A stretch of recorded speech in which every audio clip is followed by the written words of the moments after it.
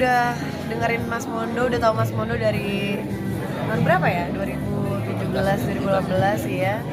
Terus akhirnya kita dipertemukan di satu kolaborasi ini oleh tadinya sih sebuah brand ya, dari kayak project brand gitu. Itu tahun 2020 akhir.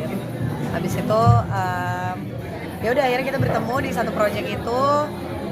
Mas Mondo memilih aku sebagai kolaboratornya. Akhirnya kita terlibat di satu project yang sama. Terus kayaknya lagunya sayang kalau nggak dipapain ya. Akhirnya kita bikin batas kan waktu itu.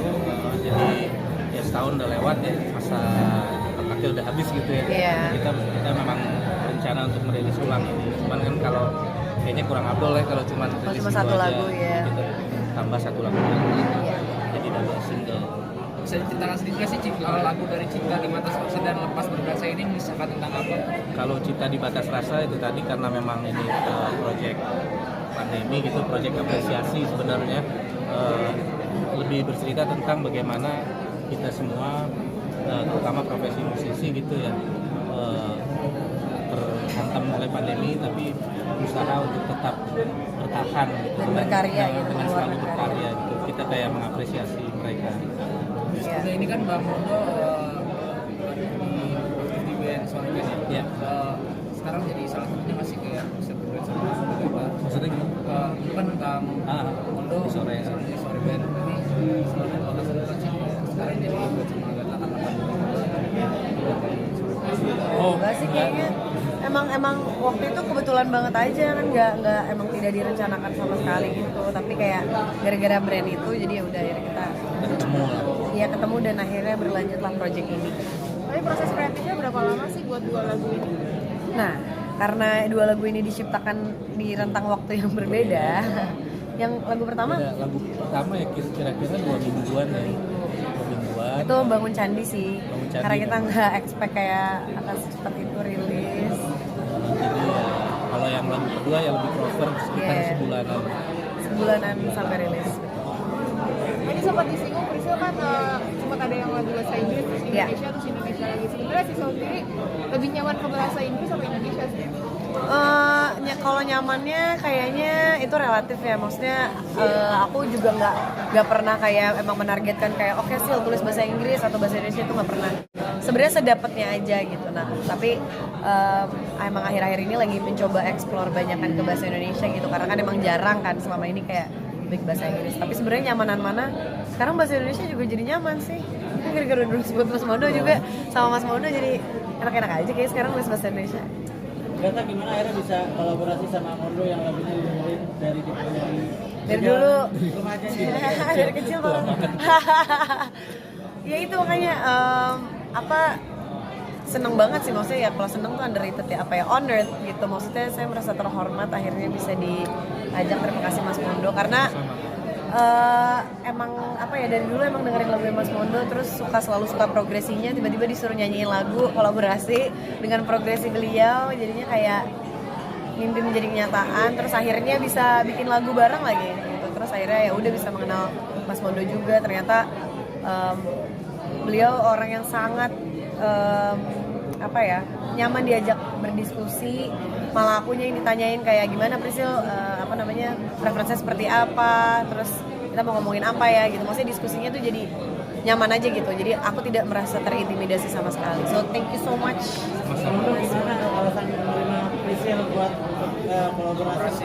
Aduh, Pertimbangannya ya waktu itu memang dikasih pilihan gitu kan penyanyi yang muda dong, siapa yang udah ada kenal gitu kan. Tapi akhirnya dikasih 8 nama dan Priscil suaranya light tapi fresh gitu, jadi kayaknya cocok untuk membuat lagu ini. Secara range-nya sepertinya cocok. Jadi dan ternyata ya hasilnya begitu dikirim kan kita nggak ketemu ya. Iya, kita take di Jogja, nggak tahu take di mana gitu waktu itu. Udah jadi udah enak gitu ya udah cocok. Dan yang untuk yang lagu kedua ini juga kolaborasinya menyenangkan gitu. Kita udah punya nada gitu kan, terus dinyanyiin begitu suaranya Priscil masuk, kayak ini gitu.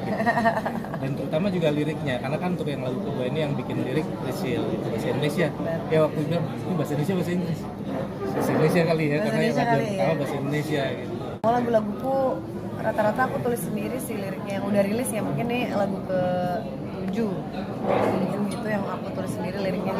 Sebenarnya ini barengan sih, diskusi juga sama Mas Mondo kayak beberapa part yang kayak ini gimana Mas. Nah makanya karena Mas Mondo tuh maksudnya kayak ya sangat menyenangkan untuk diajak diskusi juga, jadi aku nulis liriknya juga nggak merasa terpressure, ya udah kita semengalirnya aja gitu nulis liriknya gitu. Dan ternyata memang menyenangkan ya, kayak pusing-pusingnya tuh pusing-pusing yang kita inginkan gitu. Kalau nulis lirik tuh oh iya pusing sih tapi pengen gitu sampai jadi.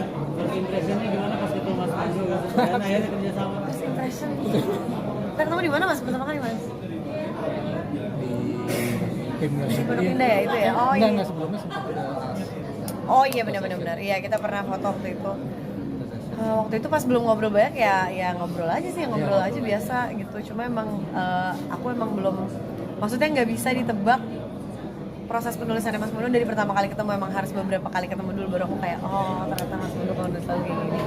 Tadinya bikin sih, tapi lama-lama kayak mendingan kita bikin, maksudnya kita nggak ada beban sama sekali gitu, kayaknya jadi lebih enak gitu nulisnya. Karena sebenarnya maksudnya emang harus sih latihan bikin lirik gitu, tapi kalau target kayaknya aku takut nge-pressure diri aku jadi nggak keluarnya secara natural. Jadi mendingan kita sesuai ini aja, maksudnya senyamannya aja gitu kalau aku.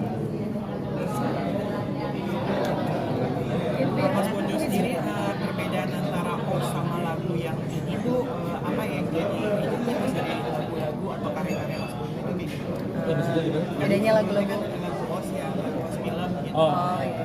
Apa bedanya sama lagu-lagu yang Iya, kalau beda ya, kalau lagu-lagu yang kita buat di film kan biasanya memang udah ada tema tertentu gitu. Intinya adalah lagu itu biasanya memperkuat pesan si film gitu kan. Kalau lagu yang kita buat sendiri lebih bebas gitu ya, kita nentuin temanya sendiri, lebih apa ya, bisa dibilang lebih universal gitu, jadi lebih bebas dan bisa lebih eksplor gitu. Kalau ini oh ternyata jadinya nggak gitu ya nggak salah gitu. Cuman kalau buat soundtrack film kan memang ya harus begini lah kurang lebih, dan harus tektokan sama harus tektokan sama sutradara. Iya. Memang ya panglimanya sutradara gitu. Mungkin di 2023 ada rencana apa nih? ada rencana kita mau bikin showcase di awal tahun. Kita mau bikin, kayaknya sayang juga kalau misalnya lagunya nggak dipertontonkan ya secara live. Jadi kita mau bikin showcase dengan format full band pastinya. Baru pertama kali juga akan kita bawain nanti. Jadi ditunggu saja awal tahun. Lagi? Ada lagi? Inspirasi lirik, nah jadi inspirasi lirik khususnya di lagu kedua. Kalau lagu pertama inspirasinya apa? Liriknya ya musisi lah ya inspirasinya. Iya, musisi sih, dari message yang ingin disampaikan. Sebetulnya kan waktu itu memang satu proyek apresiasi gitu. Ya inspirasinya ya dari